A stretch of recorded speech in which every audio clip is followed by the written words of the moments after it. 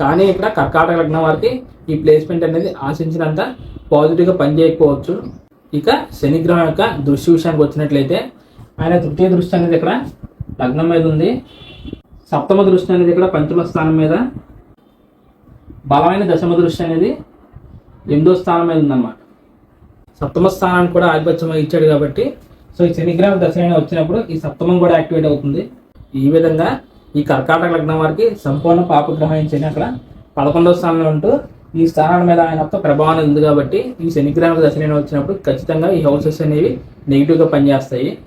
లగ్న స్థానం మీద పంచమ స్థానం మీద ఆయన ఒక నెగిటివ్ ఆస్పెక్ట్ అనేది ఉంది కాబట్టి ఈ పర్సన్స్ అనేవాళ్ళు చాలా మొండితనంగా ఉండేదానికి అవకాశం ఉంటుంది.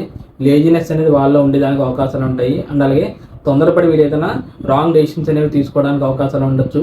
సప్తమాధిపతి అయిన శని ఈ విధంగా బాధక స్థానంలో ఉండడం వల్ల ఈ పర్సన్స్ అనే వాళ్ళకి వాళ్ళ వైఫ్ వల్ల అవ్వచ్చు, లేకపోతే హస్బెండ్ వల్ల అవ్వచ్చు,